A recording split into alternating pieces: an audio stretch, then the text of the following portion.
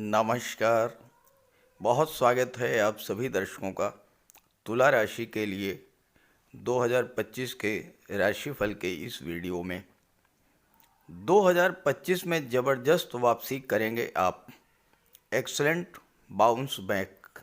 जी हाँ, तुला राशि के जातकों के लिए 2025 एक ऐसा वर्ष होने जा रहा है जिसमें तुला राशि वाले जातक ज़बरदस्त वापसी करने जा रहे हैं।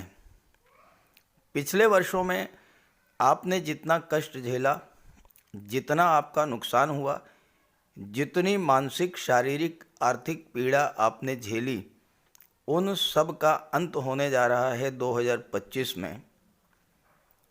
अब ये कैसे होगा, यही समझाने के लिए ये वीडियो अपलोड किया है। ये विश्लेषण आपकी चंद्र राशि के आधार पर किया जा रहा है और वीडियो के अंत में मैं आपको कुछ उपाय भी बताऊंगा, जिन उपायों को करके आप 2025 को अपने लिए और भी बेहतर बना सकते हैं। तो ये आपके सामने है तुला राशि के जातकों की 2025 की गोचर कुंडली। इसमें आप केवल 4 ग्रहों को देख पा रहे हैं: देवगुरु बृहस्पति, शनिदेव, राहु और केतु। गुरु, शनि, राहु और केतु ही वो बड़े ग्रह होते हैं जो आपके जीवन को 80% प्रभावित करते हैं। आपके जीवन की 80% घटनाएं इन्हीं 4 ग्रहों के गोचर के कारण घटित होती हैं। अगर किसी व्यक्ति के जीवन में लंबे समय तक समस्याएं बनी ही रहती हैं, एक समस्या ख़त्म तो दूसरी शुरू, दूसरी ख़त्म तो तीसरी शुरू, तो उसका कारण इन 4 ग्रहों का गोचर ही होता है। साथ ही साथ अगर आपके जीवन में अच्छी सफलता मिल रही है तो उसमें भी इन्हीं 4 ग्रहों का महत्वपूर्ण योगदान होता है। 2025 में ये 4 ग्रह आपको क्या देने जा रहे हैं, अगर आप इस संकेत को समझ लेते हैं तो आप बहुत तेज़ी से बाउंस बैक करेंगे। अत्यंत तीव्र गति से वापसी होगी आपकी।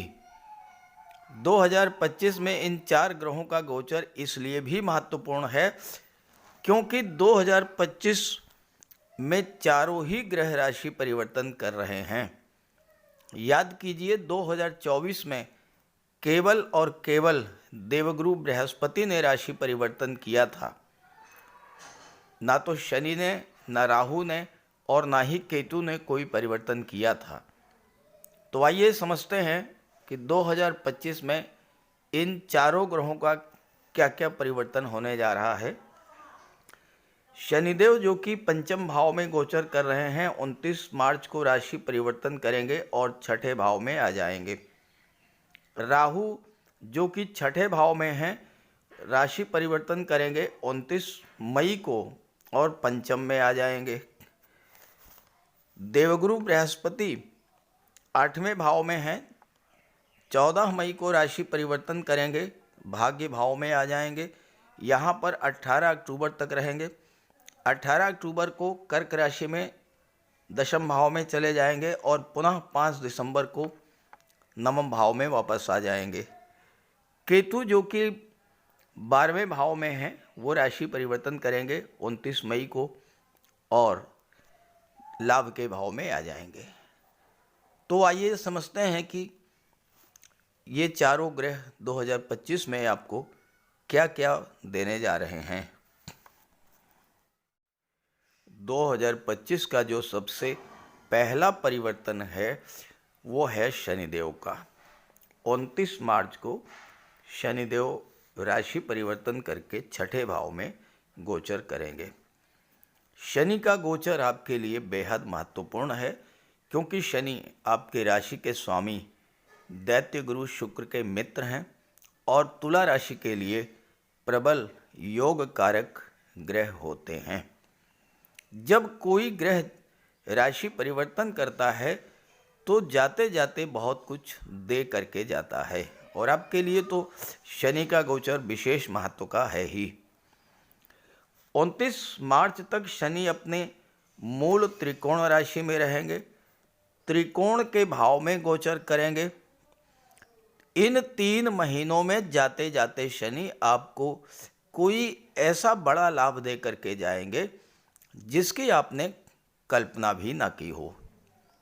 संतान की इच्छा थी तो संतान प्राप्ति का शुभ समाचार आपको प्राप्त होगा। लॉटरी शेयर से लाभ नहीं हो रहा था तो शेयर मार्केट से अचानक से लाभ मिलना शुरू होगा। अपनी बुद्धिमत्ता और अपनी क्रिएटिव क्षमता के बल पर 2025 की शुरुआत में ही आप कुछ ऐसा करेंगे जिससे आपको मान सम्मान तो मिलेगा ही, धन की प्राप्ति होगी। खास करके कला, साहित्य या मनोरंजन के क्षेत्र में कुछ नया करेंगे आप। जाते हुए शनि शिक्षा के क्षेत्र में भी आपको बड़ा लाभ दे करके जाएंगे। संतान संबंधी कोई चिंता थी, उस चिंता से आपको राहत मिलेगी। 29 मार्च को जब शनि छठे भाव में आ जाएंगे तो छठे भाव में शनि बहुत अच्छा फल प्रदान करते हैं। कुंडली का तीसरा भाव, छठा भाव और 11वां भाव जो होता है इसे त्रिषडाय भाव कहते हैं। और त्रिषडाय भाव में शनि, राहु, मंगल और केतु ये आपके लिए बहुत अच्छा फल प्रदान करते हैं। ज्योतिष शास्त्र का भी ये कहना है कि अगर पाप ग्रह योग कारक हो और छठे, 8वें, 12वें में हो और आपकी जन्म कुंडली में अच्छी स्थिति में हो तो कभी भी खराब फल नहीं देता है। 29 मार्च के बाद आप अनुभव कीजिएगा कि नौकरी के बहुत अच्छे योग बन रहे हैं। नौकरी में है तो प्रमोशन मिलने जा रहा है। कोई पुराना कर्ज जिसको लेकर आप बहुत परेशान थे, उस कर्ज से भी आपको राहत मिलने जा रही है। किसी लंबी बीमारी से आप ग्रस्त थे, उससे भी राहत मिलेगी और शत्रु भी आपके पराजित होंगे। जो लोग आपको नीचा दिखाने का प्रयास कर रहे थे, पीठ पीछे आपकी बुराई करते थे, आपकी उन्नति के मार्ग में बाधक बन रहे थे, इन सभी के लिए शनि छठे भाव में शत्रुहंता का कार्य करेंगे।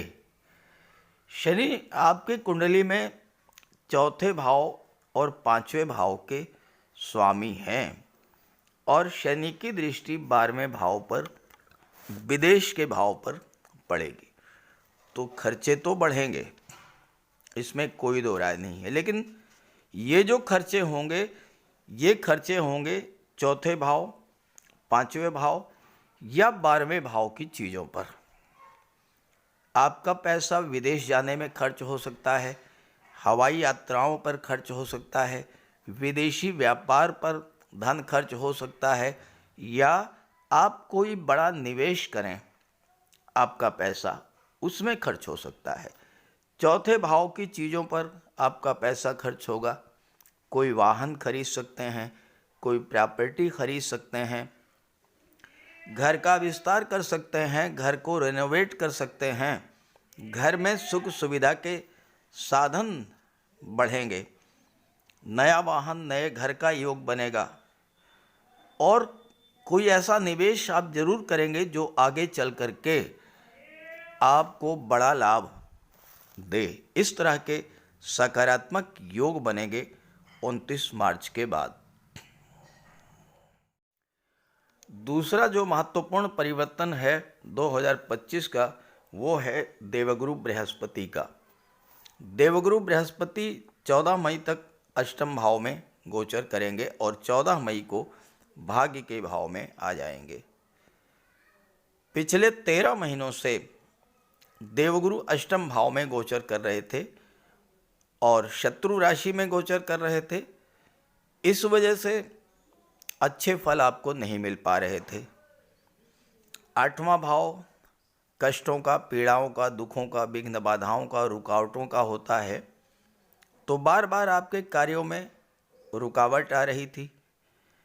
आशा के अनुरूप परिणाम आपको नहीं मिल रहा था, मानसिक तनाव लंबे समय से बना हुआ था, धन का जो प्रवाह बना रहना चाहिए था वो बाधित हो रहा था और धन का संचय तो हो ही नहीं पा रहा था।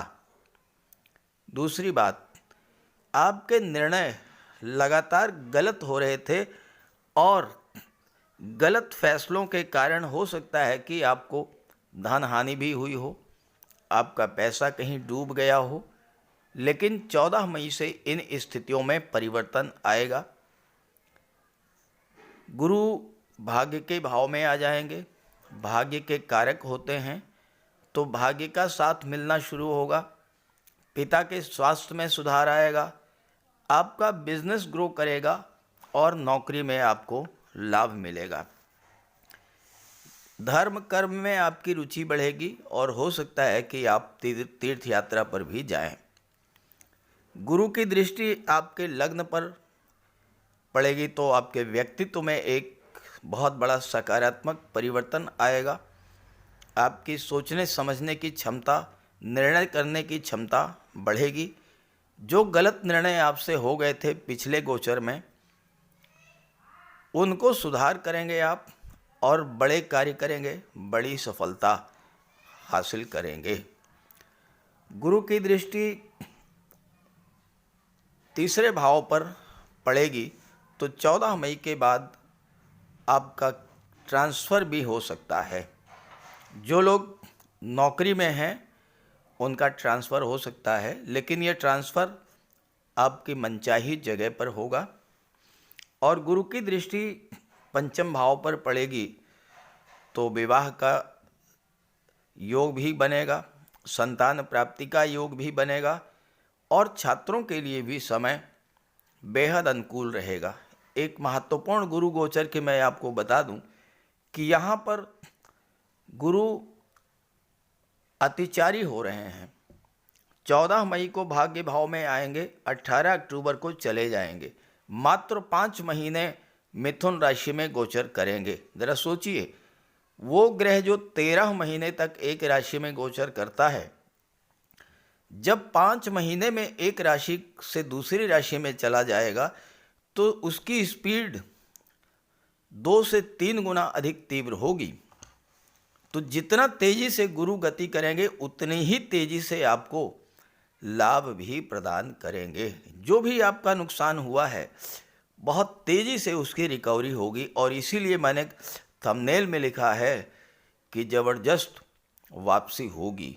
14 मई के बाद गुरु आपको बहुत तेजी के साथ अपना शुभ फल प्रदान करेंगे, धन प्रदान करेंगे, संतान का योग बनेगा, विवाह का योग बनेगा, शिक्षा का योग बनेगा, पिता का आशीर्वाद, गुरु का आशीर्वाद, अपने कारक तत्वों से संबंधित सभी फल गुरु आपको बहुत तेजी के साथ प्रदान करने जा रहे हैं 14 मई के बाद। तीसरा जो महत्वपूर्ण परिवर्तन है वो है राहु का। राहु 29 मई को पंचम भाव में जाएंगे, छठे भाव से निकल करके पांचवें भाव में, एक अत्यंत खराब भाव से निकल करके त्रिकोण के भाव में जाएंगे। तो राहु आपके लिए अच्छा फल प्रदान करेंगे। हालांकि छठे भाव में राहु अच्छा फल देते हैं, लेकिन उसके लिए ये ज़रूरी है कि आपकी जन्म कुंडली में भी राहु अच्छे हों। अगर आपकी जन्म कुंडली में राहु खराब हैं तो फिर आपको छठे भाव के खराब फल भी मिले होंगे। जीवन में संघर्ष बढ़ा होगा, हो सकता है कि स्वास्थ्य खराब हुआ हो, कर्ज की स्थिति से आपको गुजरना पड़ा हो। राहु की दृष्टि दशम भाव पर पड़ रही थी तो कैरियर में लगातार अप डाउन्स की स्थितियां आपके सामने बनी रही हों। 12वें भाव पर दृष्टि पड़ने से आपके खर्चे बिला वजह बढ़ गए हों और दूसरे भाव पर दृष्टि पड़ने से हो सकता है कि आपके परिवार के साथ आपका संबंध खराब हुआ हो और धन को लेकर के भी जल्दबाजी में कोई ऐसा निर्णय आपसे हो गया हो जिससे आपको बहुत बड़ा नुकसान भी उठाना पड़ा हो। लेकिन अब ये राहु त्रिकोण के भाव में आ जाएंगे और त्रिकोण के भाव में अपने मित्र की राशि में। दो चीज़ें यहाँ पर आपके पक्ष में जा रही हैं। एक तो राहु आपके राशि के स्वामी के मित्र हैं, दूसरे मित्र की राशि में गोचर कर रहे हैं और तीसरे त्रिकोण के भाव में गोचर कर रहे हैं। तो राहु का गोचर आपके लिए विशेष फलदायी होने जा रहा है 2025 में। तो यहाँ राहु क्या करेंगे? राहु की दृष्टि पड़ेगी लाभ के भाव पर, भाग्य के भाव पर और आपके लग्न के भाव पर। अब जब भाग्य के भाव पर पड़ेगी दृष्टि, हो सकता है कि आपके पिता के जीवन में, उनके कैरियर या बिजनेस में लगातार अप डाउन्स बने हुए थे, उससे उनको राहत मिलेगी, कैरियर स्टेबिलिटी मिलेगी, भाग्य का साथ मिलना शुरू होगा। 11वें भाव पर दृष्टि पड़ेगी, राहु आपको अचानक धन लाभ करा देंगे, एक से अधिक साधनों से धन का लाभ होगा। और धन भाव पर जब दृष्टि पड़ेगी तो धन का संचय शुरू होगा, धन का निवेश भी होगा, क्योंकि राहु एक अच्छे भाव में, अच्छी स्थिति में गोचर कर रहे हैं। जहाँ तक केतु की बात है, केतु जब एकादश भाव में आएंगे तो केतु होते हैं डिटैचमेंट के कारक, अलगाव के कारक। आपके फ्रेंड सर्किल से आपकी दूरी बन सकती है, आपके मित्रों से, आपके बड़े भाई से आपके रिलेशंस खराब हो सकते हैं। तो इसके लिए आपके लिए सबसे बढ़िया उपाय है कि आप शनिवार के दिन शनि, राहु और केतु तीनों के बीज मंत्रों का जाप करें। शनिवार की शाम सूरज डूबने के बाद शनि, राहु और केतु के बीज मंत्रों का जाप करें। और दूसरा एक बहुत आसान उपाय है, जो सड़क पर घूमने वाले आवारा कुत्ते हैं, स्ट्रीट डॉग्स, उनको सूरज छिपने के बाद कुछ खाने की चीज़ें दीजिए। बिस्किट है, ब्रेड है, इस तरह की चीज़ें आप उनको प्रोवाइड कराइए। ये कार्य आप करेंगे तो शनि, राहु और केतु तीनों के शुभ फल आपको मिलेंगे, तीनों ही आपके लिए अनुकूल फल देंगे। और गुरु तो आपको अच्छा फल देने ही जा रहे हैं 14 महीने के बाद, 14 मई के बाद। तो इस गोचर का लाभ उठाइए और ये वीडियो, ये जानकारी अपने साथियों, मित्रों को भी शेयर कीजिएगा। नमस्कार।